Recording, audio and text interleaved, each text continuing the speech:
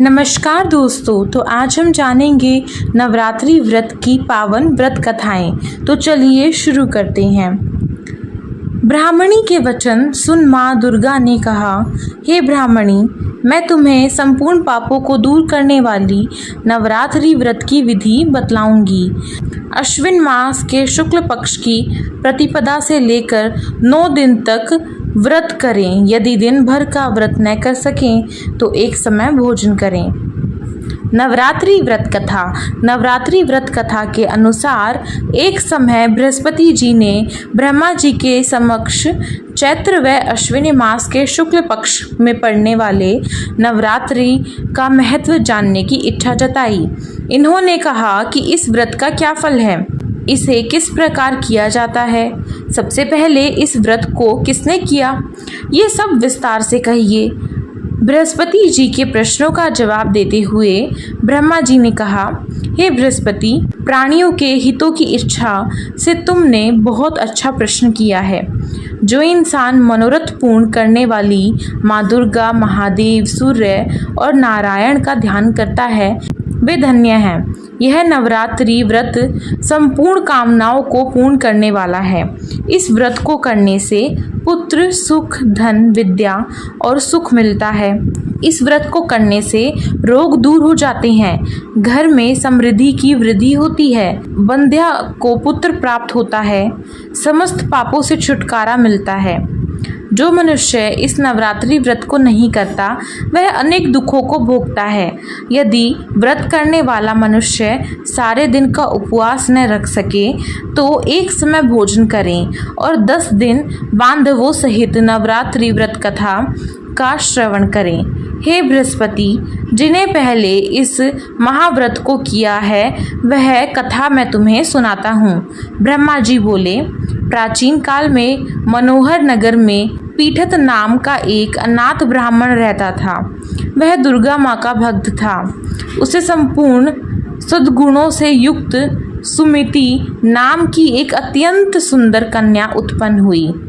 वह कन्या अपने पिता के घर में अपनी सहेलियों के साथ क्रीड़ा करती हुई इस प्रकार बढ़ने लगी जैसे शुक्ल पक्ष में चंद्रमा की कला बढ़ती है।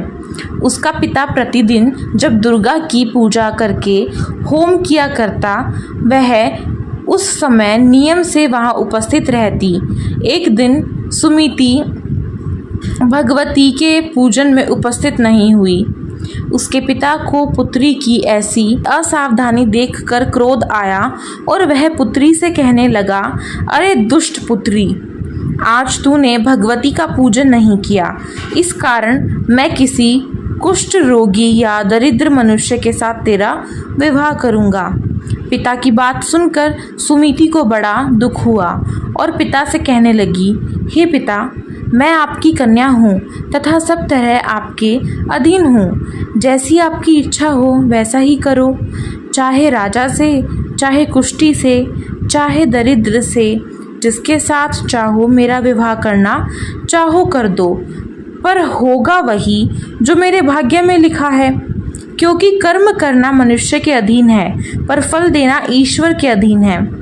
कन्या के निर्भयता से कहे हुए वचन सुन उस ब्राह्मण ने क्रोधित होकर अपनी कन्या का विवाह एक कुष्ठी के साथ कर दिया और अत्यंत क्रोधित हो पुत्री से कहने लगा, हे पुत्री, अपने कर्म का फल भोगो, देखें भाग्य के भरोसे रहकर क्या करती हो।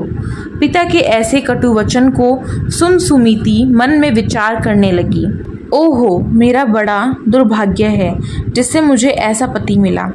इस तरह अपने दुख का विचार करती हुई वह कन्या अपने पति के साथ वन में चली गई और डरावने कुशायुक्त उस निर्जन वन में उन्होंने वह रात बड़े कष्ट से व्यतीत की।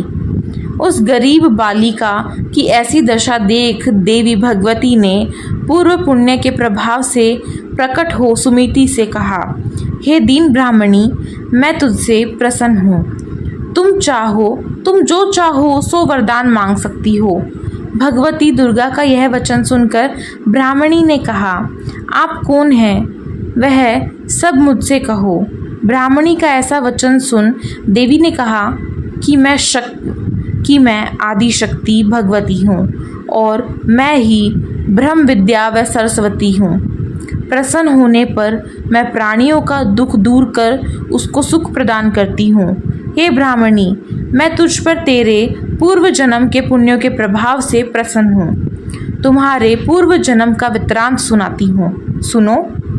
तू पूर्व जन्म में निषाद की स्त्री थी और अति पतिव्रता थी। एक दिन तेरे पति निषाद ने चोरी की। चोरी करने के कारण तुम दोनों को सिपाहियों ने पकड़ लिया और जेल खाने में कैद कर लिया। उन लोगों ने तुमको और तेरे पति को भोजन भी नहीं दिया। इस प्रकार नवरात्रि के दिनों में तुमने न तो कुछ खाया और न जल ही पिया। इस प्रकार 9 दिन तक नवरात्रि का व्रत हो गया। हे ब्राह्मणी, उन दिनों में जो व्रत हुआ, इस व्रत के प्रभाव से प्रसन्न होकर मैं तुझे मनोवांछित वर देती हूँ।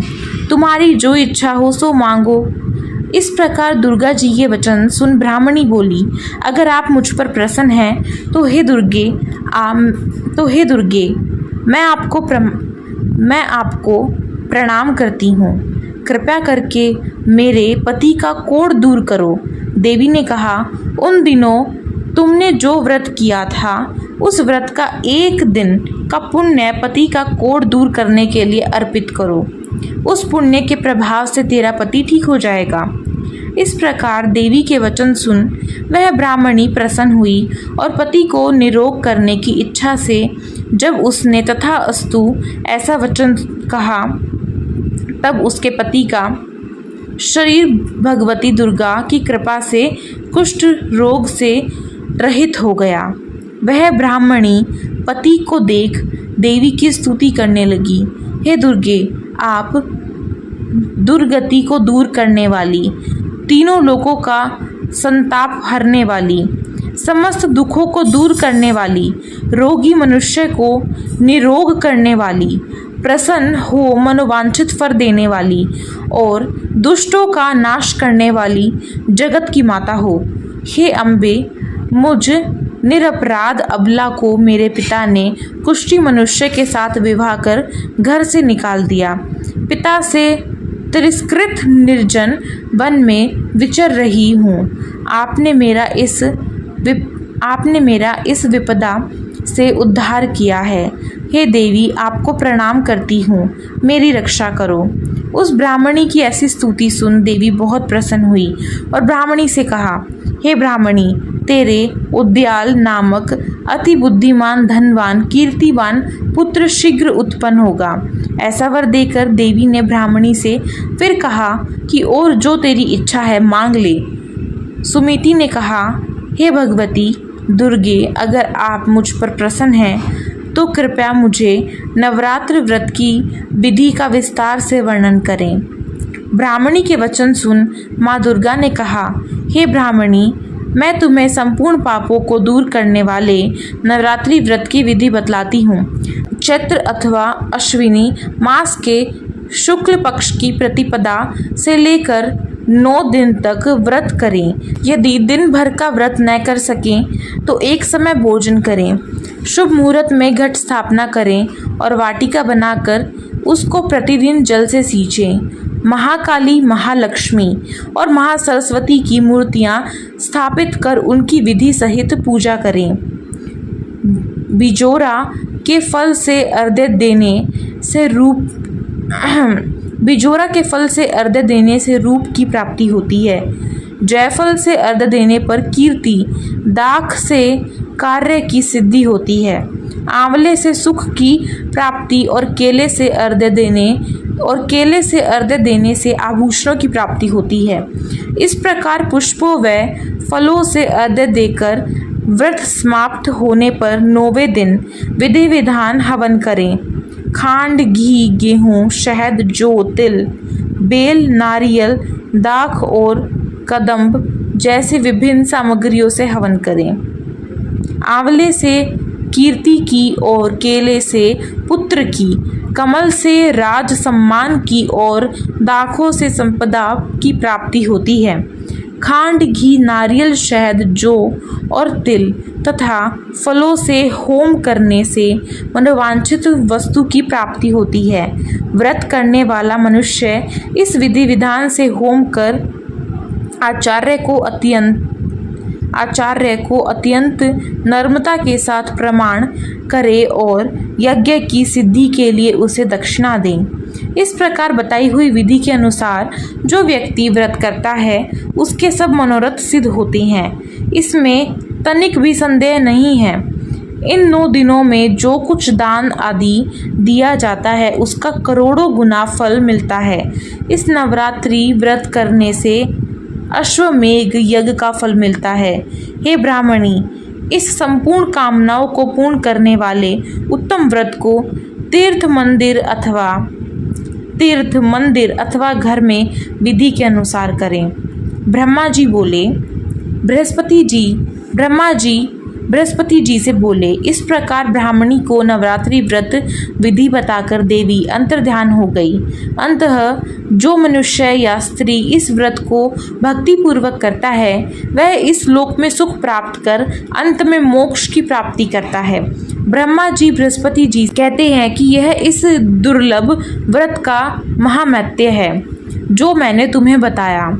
ऐसा सुन बृहस्पति जी आनंद से प्रफुल्लित हो गए और कहने लगे, हे ब्राह्मण, आपने मुझ पर अति कृपा की जो मुझे इस व्रत का महत्व सुनाया। ब्रह्मा जी बोले कि हे बृहस्पति, यह देवी भगवती संपूर्ण लोकों का पालन करने वाली है। इस महादेवी के प्रभाव को कौन जान सकता है। बोलो देवी भगवती की जय। तो दोस्तों, यह थी नवरात्रि व्रत कथा। यदि आपको यह कथा पसंद आई हो तो कृपया इस वीडियो को लाइक करें और अपने दोस्तों में शेयर करें और साथ ही इसी तरीके की रोज़ाना कथाओं के लिए हमारे चैनल को सब्सक्राइब करें और बेल आइकन को ज़रूर दबाएं। तो मिलते हैं दोस्तों एक नई वीडियो के साथ। तब तक के लिए आप सभी कमेंट बॉक्स में जय माता दी ज़रूर लिखें। धन्यवाद।